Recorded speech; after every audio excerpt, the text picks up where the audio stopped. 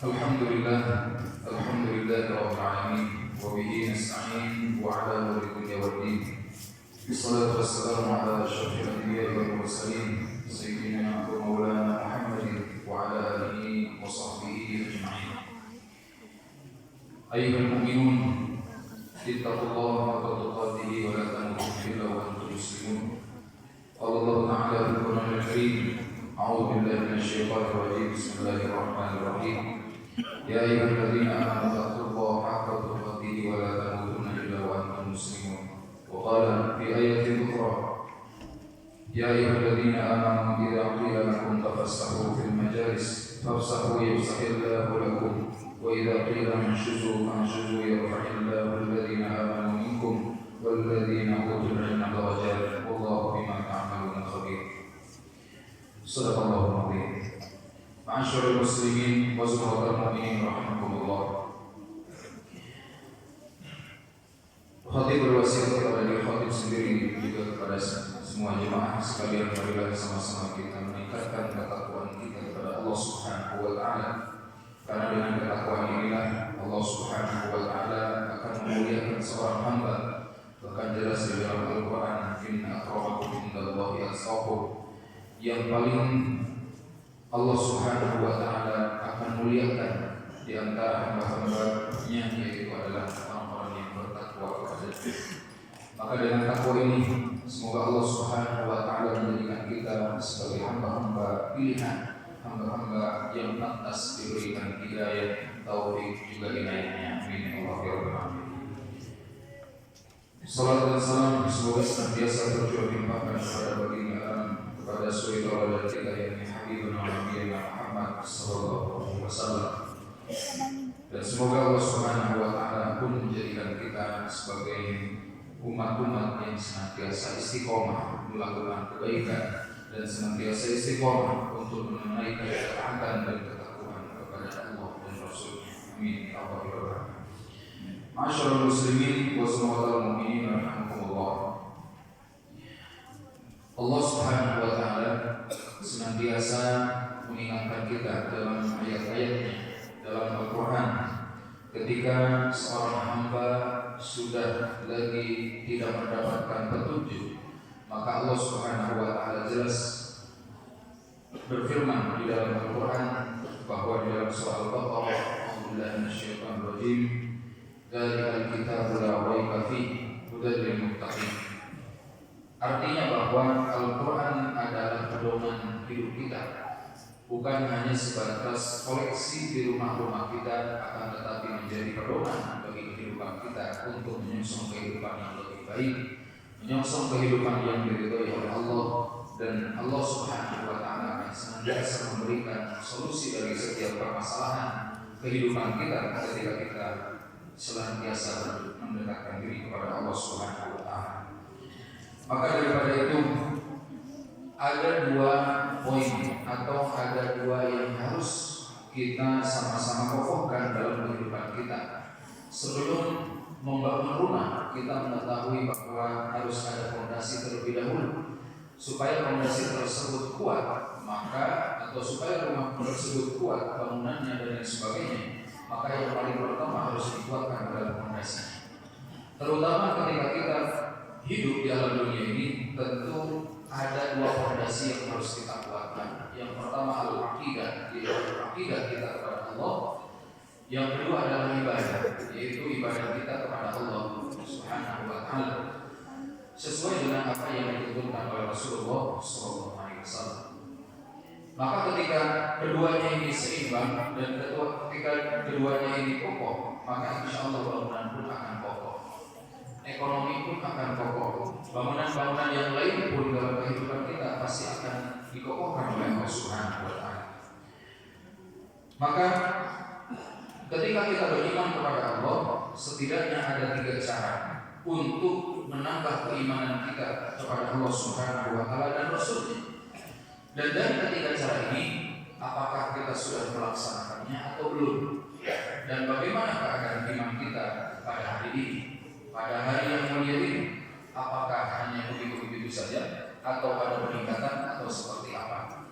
Sesuai dengan apa yang disabdakan oleh Rasulullah SAW, Ketika kita menjalani kehidupan, maka pastikan kehidupan hari ini jauh lebih baik daripada kehidupan sebelumnya. Ziyadatul iman wasbabwa. Ternyata ada faktor-faktor yang akan meningkatkan keimanan kita kepada Allah Subhanahu wa taala. Karena tentu tujuan daripada kita beriman kepada Allah itu untuk menjunjung tinggi atau mendapatkan kebahagiaan. Bukan hanya kebahagiaan kita di dunia, tapi kebahagiaan kita di akhirat. Mendapatkan rahmat sampai dengan dimasukkan ke dalam surga Allah Subhanahu wa taala. Yang pertama, al-ilmu, bahwa seseorang akan meningkat keimanannya ketika dia menuntut ilmu. Karena ilmu ini adalah sumber daripada pengetahuan. Setiap orang yang mendapatkan ilmu baru, mendapatkan pengetahuan baru, maka dia akan mengetahui caranya untuk meningkatkan iman kepada Allah Subhanahu wa taala. Tapi kalau ternyata dia tidak pernah memperhatikan keilmuan ini, khususnya keilmuan agama, maka keimanannya akan terus menurun drastis. Tapi kalau ternyata ilmu agama ini senantiasa menjadi pedoman bagi diri, menjadi salah satu ukuran untuk menambah keimanan kepada Allah, maka insya Allah ilmu ini akan jauh lebih bermanfaat dan akan melipat gandakan keimanan kita kepada Allah Subhanahu wa taala. Bagaimana para sahabat Rasulullah SAW dan para ulama salafus salih dahulu, bagaimana mereka senantiasa menuntut ilmu, mencari ilmu agama, mencari ilmu bukan hanya sebatas dari kampung-kampung ataupun dari desa ke desa, akan tetapi justru dari negara satu ke negara yang lainnya. Padahal itu hanya menimba ilmu satu ilmu saja. Bagaimana pengorbanan ini yang justru para ulama dahulu memberikan contoh kepada kita, karena dengan ilmu lah salah satunya bisa meningkatkan keimanan dan ketakwaan kita kepada Allah Subhanahu wa taala. Yang kedua adalah tadabbur fi khalqihi, yaitu mentadabburi dari apa yang telah Allah Subhanahu wa taala ciptakan. Ketika kita melihat keindahan-keindahan alam dunia ini, mulai dari burung, mulai dari hewan-hewan yang lainnya, mulai dari penciptaan-penciptaan yang lainnya, terus kita tadabburi, kita tafakuri apa yang telah Allah ciptakan, apa yang telah Allah sediakan, maka ini pun akan menambah keimanan kita kepada Allah Subhanahu wa taala. Mulai dari ketika kita menyuapi anak-anak kita, ketika anak-anak kita mau makan, lantas kita beritahu kepada anak kita, nah ini adalah makanan yang Allah titipkan kepada ibu dan bapakmu, sehingga kami harus memberikan makanan yang halal dan baik untukmu. Kulu washrabu wa la tusrifu innahu la yuhibbul musrifin. Ketika kita menyuapi anak-anak kita tanpa kita pun berlebihan untuk menyuapinya, untuk memberikannya dan lain sebagainya, karena Allah Subhanahu wa taala sudah memberitahu dalam Al-Qur'an. Yang ketiga adalah imtithalu awamirihi wa ijtinabun nawahi. Untuk meningkatkan keimanan kita kepada Allah Subhanahu wa taala, yaitu senantiasa melaksanakan apa yang Allah perintahkan dan menjauhi apa yang Allah Subhanahu wa taala. Maka ketika kita senantiasa melakukan perbuatan-perbuatan apa yang Allah perintahkan, maka ini akan menimbulkan gejolak keimanan yang sangat dahsyat dalam diri kita.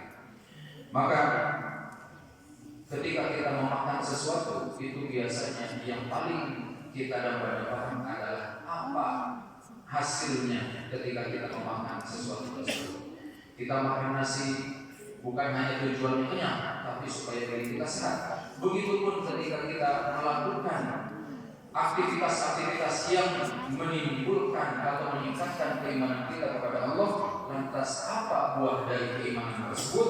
Maka Allah Subhanahu wa taala juga para ulama menyebutkan di sini, yang pertama adalah Allah akan senantiasa memberikan kebebasan kepada jiwanya dari penghambaan kepada selain Allah, sebab iman menuntut seseorang untuk mengakui bahwa Allah Subhanahu wa taala yang menciptakan, yang memberikan rezeki, dan yang mengangkat dan merendahkan. Banyak orang-orang yang direndahkan oleh Allah Subhanahu wa taala padahal hartanya menggunung tinggi, banyak dari mana-mana, akan tetapi ketika imannya roboh, maka Allah Subhanahu wa taala mampu merendahkannya. baik dalam dunia maupun di akhirat. Yang kedua, thamaratul iman atau buah daripada keimanan. Yang kedua adalah membangkitkan ruh keberanian yang tidak takut mati serta cinta mati syahid, sebab dia meyakini bahwa yang memberikan jatah umur, manfaat dan bahaya serta menghidupkan dan mematikan hanya Allah Subhanahu wa taala. Yang ketiga, buah daripada keimanan juga adalah Allah akan memberikan kehidupan yang baik di alam dunia ini yang dianugerahkan Allah Subhanahu wa taala sebelum kebaikan nanti di akhirat. Di antaranya adalah Allah akan melindunginya. Yang kedua, Allah akan memberikan petunjuk kepadanya. Dan yang ketiga, Allah akan memberikan pertolongan kepadanya, juga penjagaan kepadanya, dan Allah akan menunaikan janji-janjinya dari apa yang telah kita lakukan.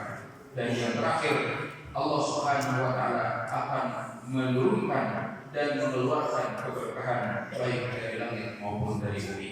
Dan yang terakhir, ini adalah puncak daripada buah keimanan adalah ketenangan batin.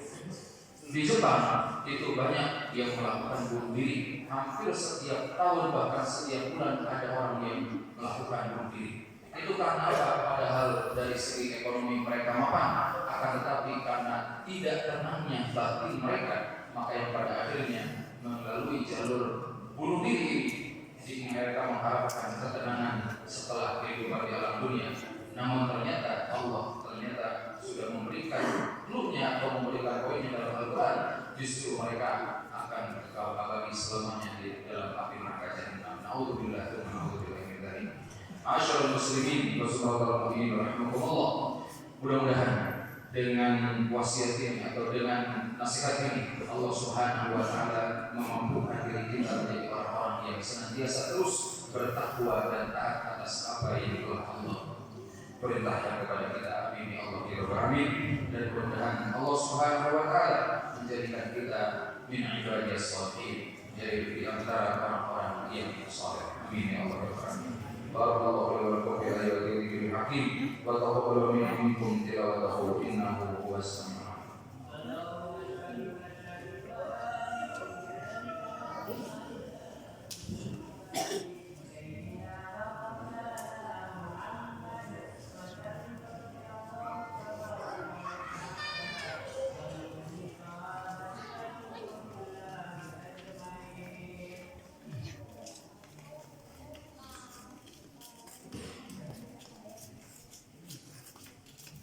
Alhamdulillah wassalatu ala nabi Mustafa wa ala alihi wa ashabihi ahli sirri wal wafa.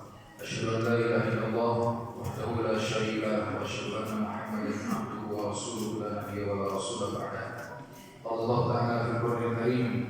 A'udzu billahi minasy syaithanir rajim. Bismillahirrahmanirrahim. Ya ayyuhalladzina amanu taqullaha wa qulu qawlan sadida yuslih lakum a'malakum wa yaghfir lakum dhunubakum wa may yuti'illah wa rasulahu faqad faza fawzan 'azima. وقال أيضا في آية أخرى إن الله وملائكته يصلون على النبي يا أيها الذين آمنوا صلوا عليه وسلموا تسليما. اللهم صل على سيدنا محمد وعلى آل سيدنا محمد كما صليت على سيدنا إبراهيم وعلى آل سيدنا إبراهيم وبارك على سيدنا محمد وعلى آل سيدنا محمد كما باركت على سيدنا إبراهيم وعلى آل سيدنا إبراهيم في العالمين إنك حميد مجيد. آمين يا الله يا رب العالمين. اللهم اغفر للمؤمنين والمؤمنات والمسلمين والمسلمات الأحياء منهم والأموات إنك سميع قريب مجيب الدعوات يا قاضي الحاجات. اللهم انفعنا بالبلاء والوباء والفحشاء والمحن ما ظهر منها وما بطن من بلدنا هذا إندونيسيا خاصة وفي سائر بلدان المؤمنين عامة يا الله يا رب العالمين. ربنا لا تزغ قلوبنا بعد إذ هديتنا وهب لنا من لدنك رحمة إنك أنت الوهاب. ربنا هب لنا من أزواجنا وذريتنا وذرياتنا قرة أعين واجعلنا للمتقين إماما. اللهم انصر إخواننا المجاهدين في فلسطين وفي سوريا وفي أفغانستان وفي كل مكان يا الله يا رب العالمين.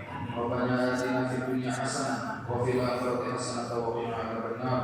وصلى الله على سيدنا محمد وعلى آله وصحبه وسلم. سبحان ربك رب العزة عما يصفون والسلام على المرسلين والحمد لله رب العالمين.